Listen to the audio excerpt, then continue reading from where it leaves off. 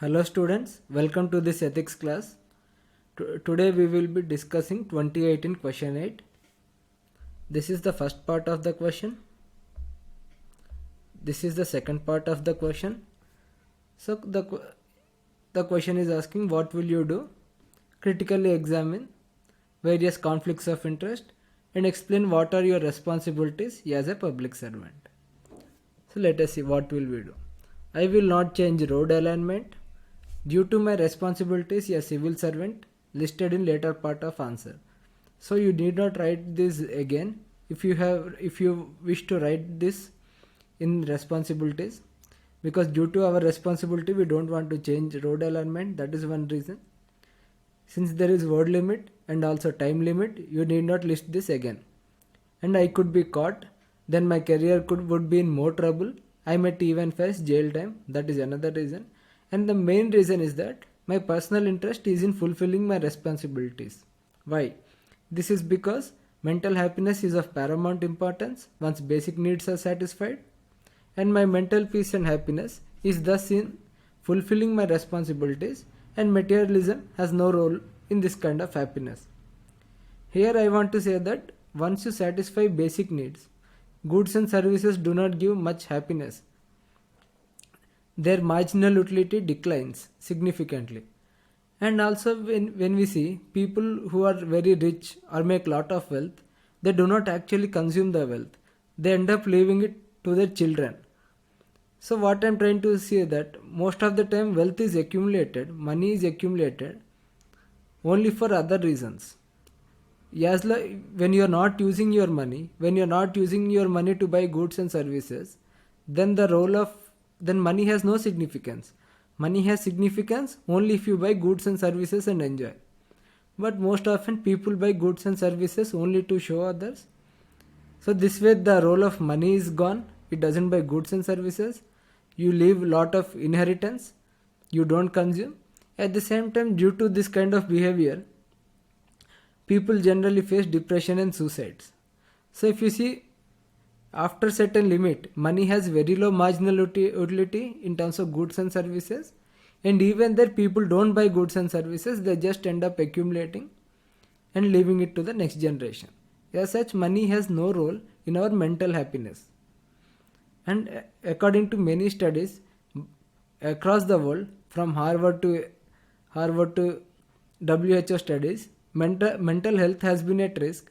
People are going into depression and suicides primarily due to uncontrollable desires and materialism, which has translated into consumerism.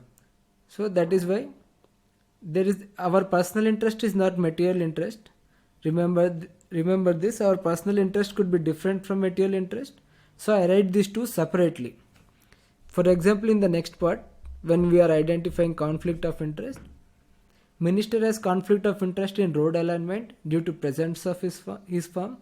I have potential conflict of interest if I buy land, and my and minister's material interest also comes into conflict with interests like values, rule of law, public interest, constitutional oath, professional interest, farmers' interest, environmental interest, etc.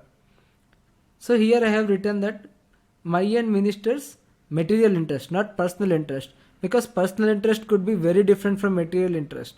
We would be more interested in mental peace and happiness rather than some material gain, some land that we may never use, that doesn't bring us any utility, it just stays there, it gives us more headache, it makes us more vulnerable to raids.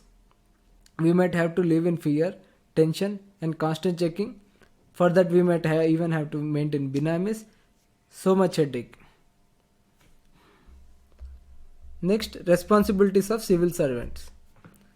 So upholding values like integrity, empathy, inclusivity, transparency and impartiality, etc.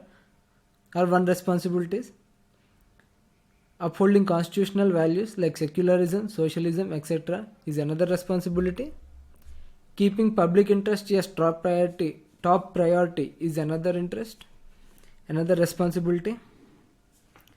Using public money wisely, economically and in accordance with law. Being responsible and taking accountability for my actions is another responsibility. Performing my duties of office and profession, environmental responsibility, and responsibility towards future generations. These are some of the responsibilities that I have listed. You can list as many and expand your answer. So it comes out to be around 193 words. So again, as I have said, if we write less than 200 words, it gives us more time for other answers and it would be a very good answers. It is the quality and not the quantity that is important. So if we see in question, UPSC wants to check what we will do, and now just saying that I will not align is not enough. You need to give proper justifications. For that you yourself need to believe what you will do. For that you need to understand the importance of ethics. Only when you understand and believe it, then only you will act properly. So this paper is designed continuously as applied ethics paper to see what kind of justifications you give. Based on your justifications, UPSC gets an understanding the kind of person you are. First I have listed my responsibilities. Then I said that it's not completely free. I could also get caught. Then my career would be in more trouble. So here we see that even materialistic interest is not easy. Even materialistic interest might not be there. And third thing is that we deviate our personal interest from the material interest. Throughout the world, there is significant evidence, and increasingly it is becoming more evident that mental happiness is much different from the material happiness. And that is why even when I write conflict of interest, I write like my and my minister's material interest may come into conflict with my other interests. So these are some of the responsibilities that we have to list. You can list more. So that is all. Thank you.